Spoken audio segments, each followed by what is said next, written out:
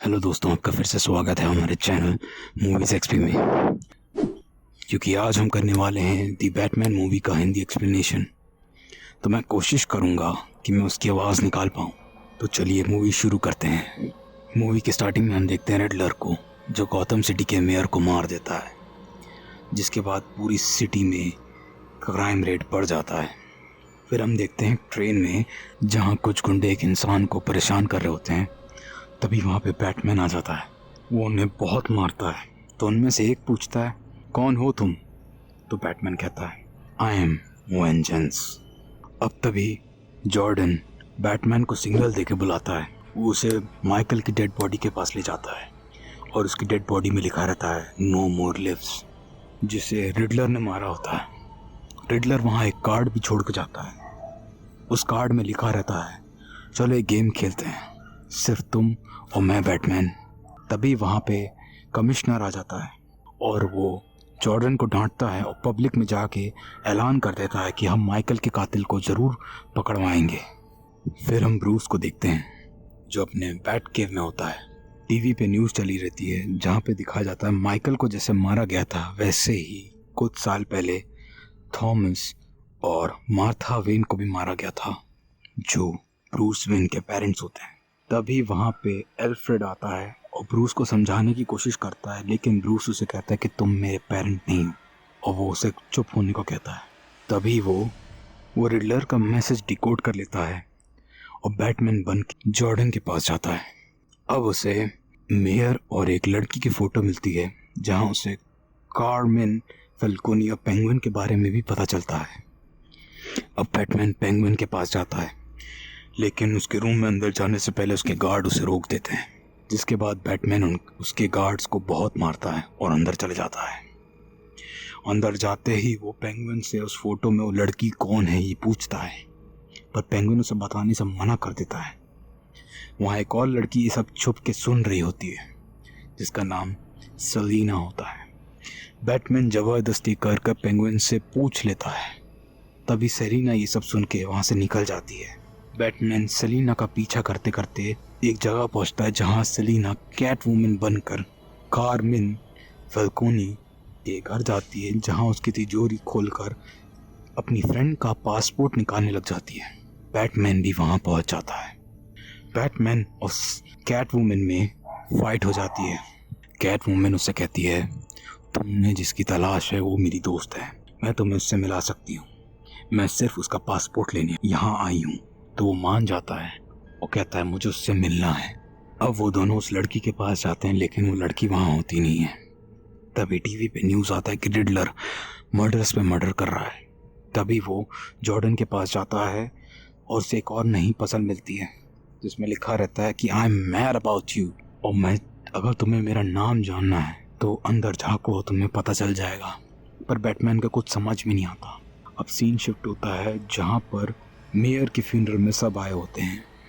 तभी वहाँ पे एक कार क्रैश होती है और उसमें से गिल कोल्सन निकलता है, जिसके एक हाथ में फ़ोन होता है और दूसरी पूरे बॉडी में उसके बॉम्ब लगा होता है। ये सब रिडलर कर रहा होता है और फ़ोन पे बैटमैन के लिए 3 पजल्स रहती हैं और रिडलर कहता है अगर बैटमैन ने पजल सॉल्व नहीं की तो मैं बॉम्ब फोड़ दूंगा।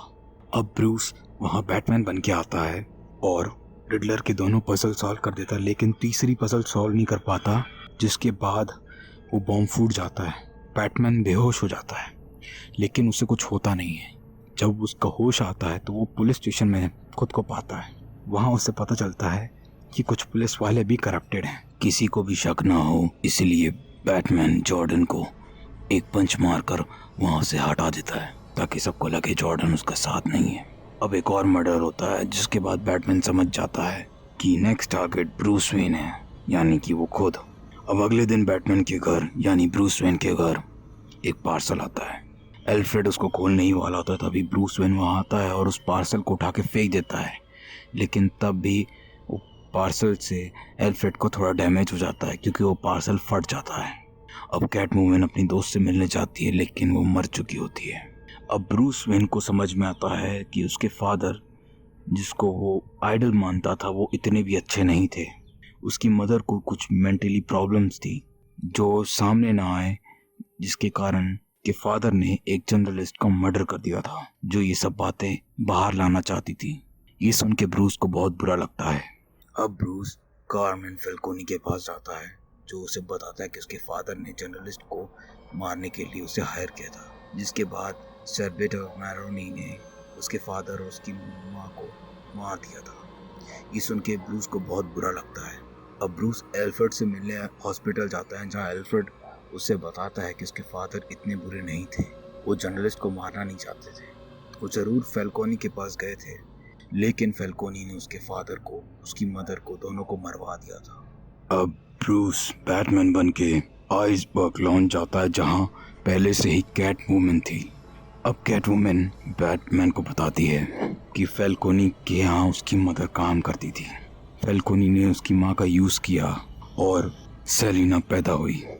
यानी तो फैल्कोनी कैट वुमन का फादर है, लेकिन उसने कभी उसे एक्सेप्ट नहीं किया। तभी सेलिना उसे मारने जा रही होती है तो बैटमैन और जॉर्डन उसे रोक देते हैं। फिर वो फैल्कोनी को आइसबर्ग लॉन्च के बाहर लेके जाते हैं जहाँ रिडलर उसे शूट कर देता है और पकड़ा जाता है। और अब हमें रिडलर की स्टोरी पता चलती है। अब हमें पता चलता है कि रिडलर और ब्रूस दोनों ही बचपन से अनाथ थे, लेकिन ब्रूस अमीरों वाली ज़िंदगी जी रहा था और रिडलर गरीबों वाली, इसलिए वो उससे बहुत चिढ़ता था।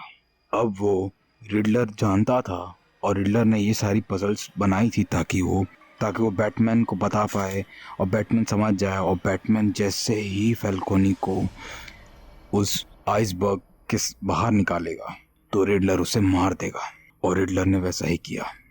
अब रिडलर बैटमैन को एक लास्ट पजल देता है, अब जिसमें वो कहता है कि मैंने कई सारी कारों में बॉम्ब लगाए हैं, तुम इन्हें बचा सके हो तो बचा लो। पजल को सॉल्व करते करते बैटमैन को समझ में आता है कि सारी कार कंटेनर्स के पास हैं, पर बैटमैन सबको रोक नहीं पाता और बॉम्ब एक्सप्लोड हो जाते हैं, जिसके बाद पूरे शहर में पानी भर जाता है और सब सेंटर में आ जाते हैं। और यही रिडलर चाहता था।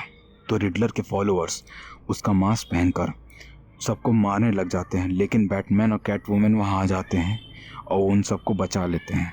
और एंड में रिडलर को असाइलम भेज दिया जाता है और कैट वुमन वहाँ से चली जाती है और बैटमैन इसी शहर में रुकने का डिसीजन लेता है और यहाँ मूवी एंड होती है। तो दोस्तों, अगर आपको मेरी आवाज़ और मेरा एक्सप्लेनेशन अच्छा लगा हो तो प्लीज़ लाइक, शेयर और कमेंट में बताना कि नेक्स्ट मूवी हम कौन सी करें।